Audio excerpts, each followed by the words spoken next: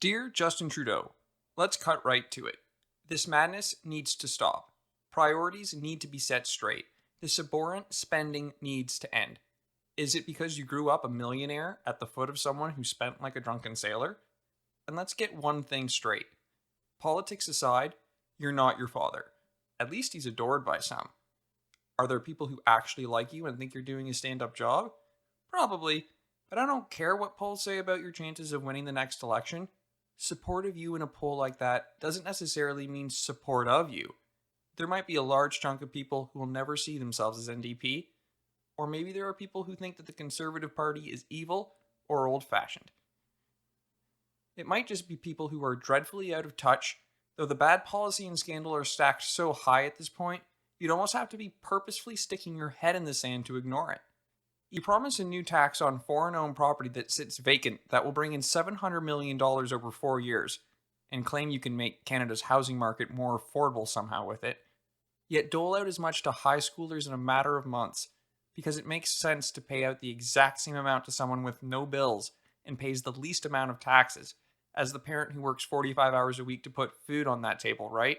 Is it to make sure they have money to attend the schools that indoctrinate them to think like you? Or is it because you think they'll pour that money back into the economy?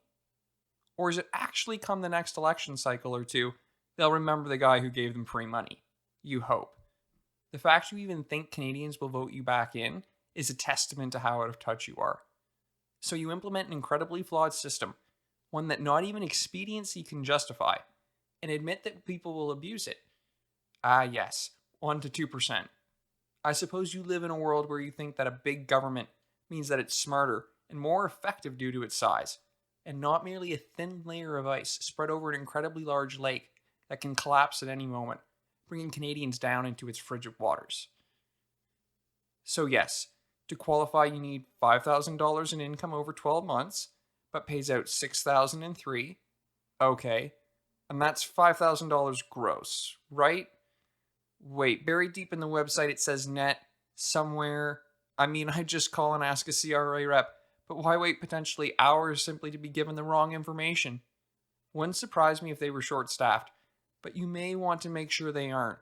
If you're going to spend $1 trillion, the CRA is going to have to be running at full tilt to collect all that tax revenue to service it. I don't know whether you or Joe claim to build back better for your respective administrations first, but it's clear it means spend as much money as possible, as quickly as possible, because you believe modern monetary theory is a bulletproof concept.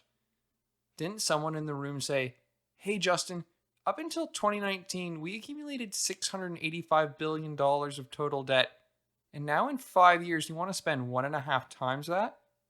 That seems a little sketchy, doesn't it? Even if they did, I can imagine you telling them they're wrong in that "I know better than you" tone you love to trot out. If you're going to spend money Canada doesn't have, can you please at least spend it effectively and do it in a way that demonstrates that on some level it was done based on reason and logic, not just feelings and normative beliefs? Spending money under the guise that it's to rebuild the economy, when in reality it's yet another wealth redistribution scheme, isn't fooling anyone at this point. Saying it will jumpstart the economy doesn't magically make it so. You want to attract industry? Spend less and lower corporate taxation. 10% of something is more than 100% of nothing. You might print money around the clock, but fundamentally your revenue needs to come from taxation. This is going to sound pretty radical to you, but you need something to tax, like income, be it from corporations or the individual. Do you know how to create wealth? Attract industry to our borders. Then you can tax their employees and the corporations that employ them. You want to govern in such a way that doesn't put Canadians first in terms of their employment? Fine. You've already proven you don't think working is important, but at least have the courage to tell the public point blank that's how you feel. I know I'm asking a lot of rudimentary questions, but you posture like you have all the answers, yet come up with the wrong one every time, so I have my doubts. Don't fret though, I found a point of agreement. The environment matters. Where we disagree is how to approach making it better and the best way to prioritize it. It would make sense a millionaire can afford to build an eco-friendly home, buy eco-friendly products, and devote more time to environmental causes than a single parent working 2 jobs just to put food on her kid's table. I didn't know what pronoun to use, If I use he, I'm discriminating against women. If I use she, I'm implying there aren't single parents that are men. What I do know is that you'll be the first to correct me, the not right and definitely not honorable Justin People Kind Trudeau. Maternal love is the love that's going to change the future of mankind. So we'd like you to look into we that. would like to say people kind, not necessarily mankind, because it's more inclusive. There we go, exactly. Yes, thank you. We can all learn from each other. It played well in the room and in context. Out of context, it doesn't play so well, and it's a little reminder to me that I shouldn't be making jokes even when I think they're funny. I shouldn't be making jokes even when I think they're funny. Of everything you're coming for, though, you want to control and therefore have the ability to restrict free speech on the internet? If history has taught us anything, it's that yes, you're deluded, but regulating the internet? Really, G? I'm sure you've probably heard of that Jordan Peterson fellow. Yeah, when he said it wasn't the pronoun part of C16 he was worried about, it was the government regulating free speech. This is what he was talking about, and you've now clearly illustrated his point. Thank you for finally putting that to rest. Yes, Guibault walked it back a little, but all I heard was, don't worry, we're only coming for you if you're successful enough to influence people and therefore efficiently and effectively disseminate information we don't like. If you give an inch and they take a mile, what happens if you start with taking a mile? Who's to say you don't go all the way? What defines successful? What defines sufficient revenue? What defines hate, and who gets to set that definition? In theory, there's a world where you don't care about getting reelected, but I don't believe we live in that world. There will be those who will side with you because they actually understand what's being proposed and what can potentially happen and believe in that. Maybe people think it won't affect them if they don't create content for social media.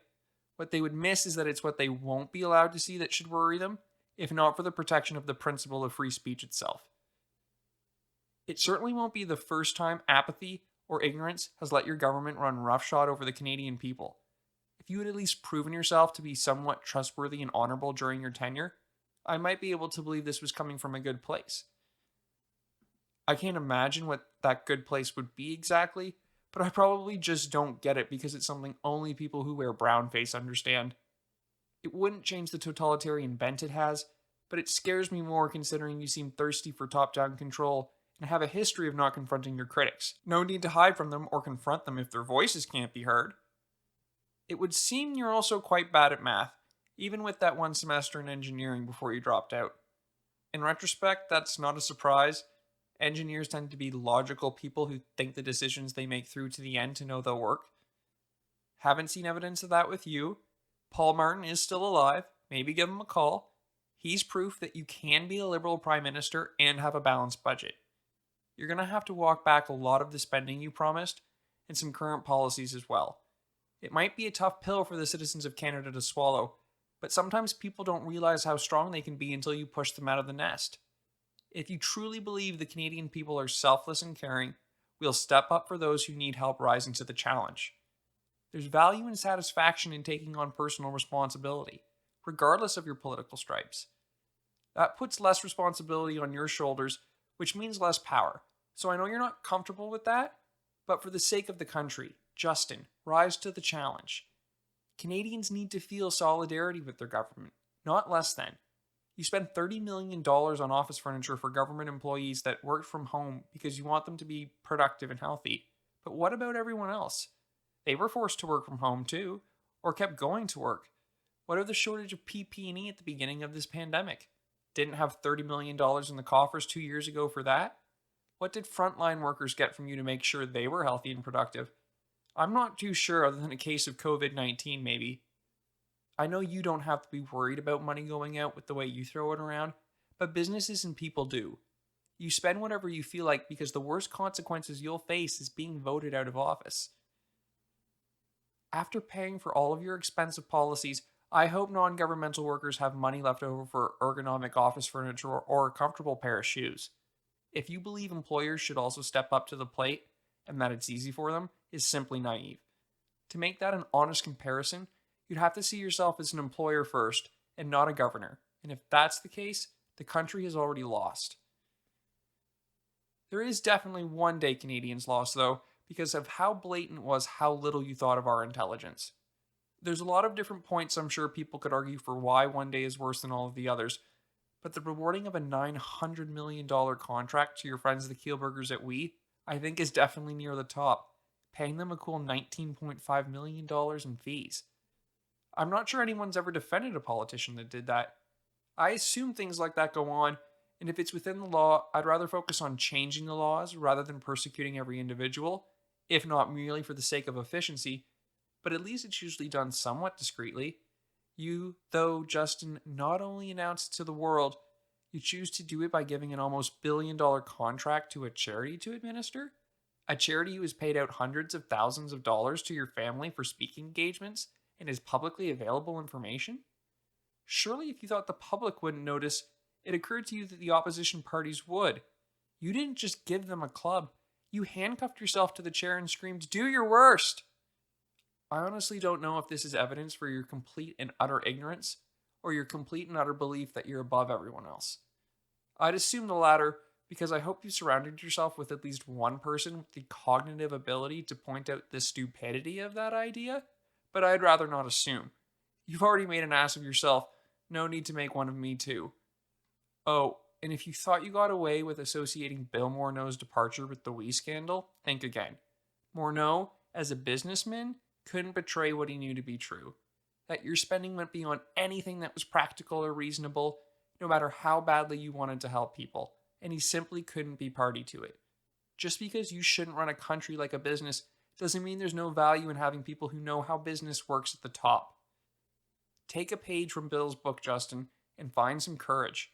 Admit that you've done a bad job, step down, and you can at least try and salvage what's left of your reputation. I know it's about as likely as you taking steps to reduce the deficit, but it needed to be said. Nothing will undo your policy and ethics blunders, but it will restore faith, even if it's just a little, in the body politic. That leaders can still be decent, humble, and maybe most importantly human, by admitting that no one is beyond making mistakes. How sincere the apology is up for you to decide. You'll have to do it knowing that no matter what, some people won't believe you. Some people will never forgive you or even care about the apology. You have to block all of that out and do it because it's right. I'll probably never be a member of the Liberal Party, but I want a strong opposition. I want the Liberal Party to be a pillar of Canadian politics and to challenge conservative ideas. That's the best way for each side to refine their positions so we can hopefully move towards a better society. One where a third of the country doesn't look at the other two-thirds with resentment, believing their tax dollars are being mismanaged while having their values attacked, being stared back at by people who see greed and cold-heartedness. I'll admit that's a bit of a generalization. I can't speak for everyone, but when you talk to people on both sides of the aisle, it sure feels that way. On the other hand, maybe it's not your fault. Someone should have told you that just because you teach rich teenagers doesn't mean you have to take on their mentality for the rest of your life. Remember, your job isn't to teach the Canadian public, it's to govern them and look out for them. You know what the ironic thing is, Justin? I once wanted you to run for Prime Minister.